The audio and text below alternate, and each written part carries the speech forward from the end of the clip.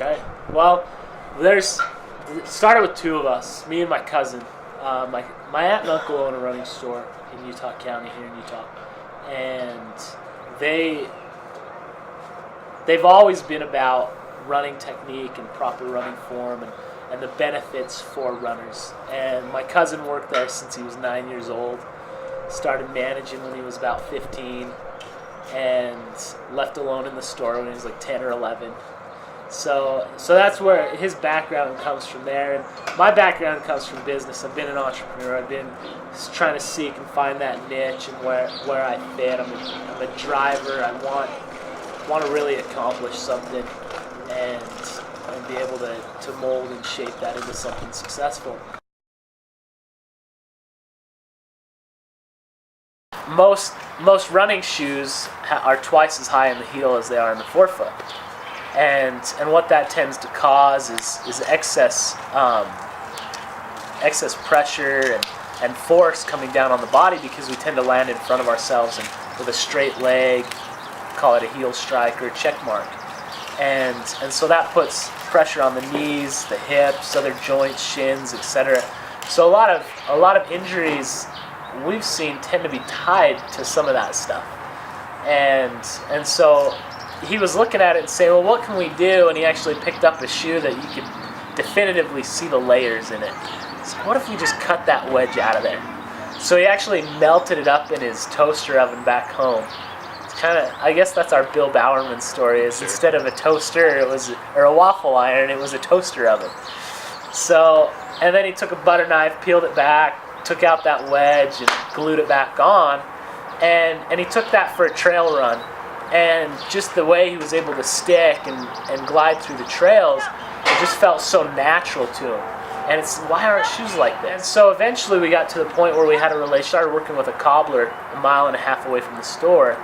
And we would take shoes into him, and he would cut that wedge out, charge us anywhere from $20 to $50 to do it, depending on the shoe, and making it level, or what we termed at the time zero drop. We sent a survey out with everybody that did that, and we got about half of those surveys back, and all but maybe 3 or 4 were positive. So we're talking, what, a 0.4% were negative, and so it's like my knee pain's gone, my IT band issue, I don't feel it anymore. Shin splints, I've never run without shin splints. This is the first time I went on a 5-mile run and I had no shin splints.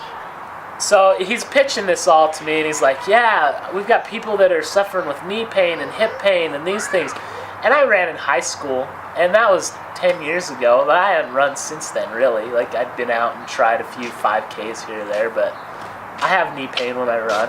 Let's try it. Give me a pair, let's go for a run. And it was the first run I'd been on. I don't have any knee pain, I don't experience it. He's like, okay, now switch, throw this pair on and let's see what happens. And instantly, and I know it's the cliche, I guess, but instantly knee pain again, and it's just like I could feel it, and I knew I was landing different, and it just felt different. He's like, so what do you think about this? I'm like, let's start a company.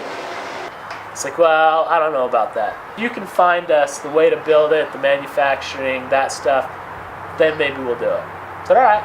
And went home and did some research and threw some stuff out on some social networks saying, hey, anybody know how I can get you hooked up or whatever. And eventually we got contacted by this development group out of Portland who are former Nike and Adidas guys. They came to us and they said, we really like your concept. We've been looking for something kind of like this for a couple of years now, but we just don't have a marketing story behind it. Sounds like you guys have a pretty good marketing story.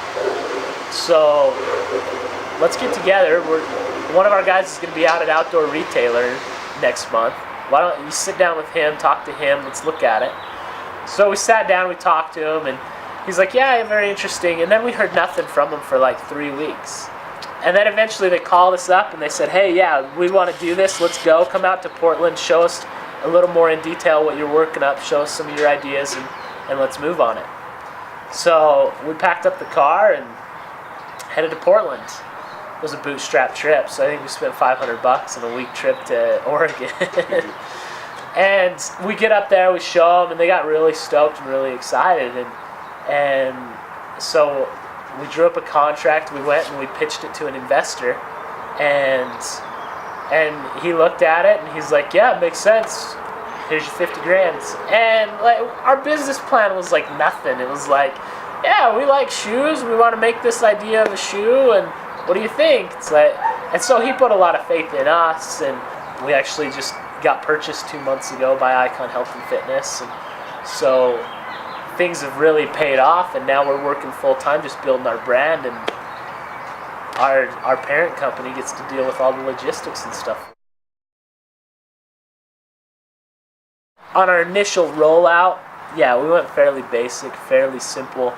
However, if you hold the shoe like this, it's drastically different. We were at the Boston Marathon and the Orange County Marathon in the last month, and just setting the shoe out like this or like this, it caught eyes. People looked and they were curious, what is that? Why that's different? Why is it different? What's that? Actually looks like my foot. And as they try it on, in Orange County, I think we tried the shoe on 35 people, and 30 of them ended up purchasing the shoe. In Boston, we probably tried the shoe on 100 people, and 40% of those purchased the shoe. And that's the group we're going after, is the core runner. Yes, we want the triathletes to come try our shoes. We want the CrossFitters to come try our shoes. And looks-wise, it may not appeal to them right off the bat. But we hope that the feel and the fit and the biomechanics involved will.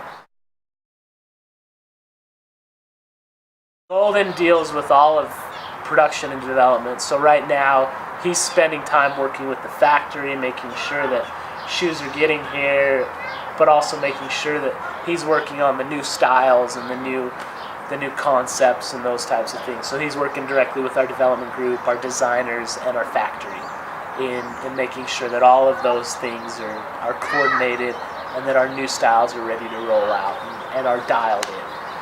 And Brian is sales. He's going across the country, hiring reps, contacting stores, getting us out into shops, and making sure that inventory is on track. He's doing forecasting, etc. And then my job as marketing is I'm managing our social networks, doing some higher end customer service type stuff, but also scheduling events, targeting where we're going to be. Right now we're working, our fiscal year goes June 1st to May 30th, and so we're working on making sure that next year's budget and plan are all in line, and spent an hour and a half this morning on phone call with one of my marketing guys who's in an event in China, and one of the guys up in Logan, and we were just collaborating on ideas and things that we could do to get our brand out there and get it out there quick. Getting off the ground was the biggest struggle for us because of the financial backing. We actually had pitched it to an investor who was very independently wealthy, and he offered us a sum for a certain percentage, and this was even before we had test samples. So we felt like we could do, I guess we were cocky, we felt like we could do better with him specifically even, but he offered us to take it now and let's run, and we said, let's show you samples first. And so that was probably our biggest failure, because if we'd have taken that, we'd be sitting having this conversation a year ago. We learned from it that we need to be smart in what we take and just be willing to bend and not be greedy, because really in the end it's about fulfilling your dream, and your dream's not always money. And if your dream is money, you're not going to succeed.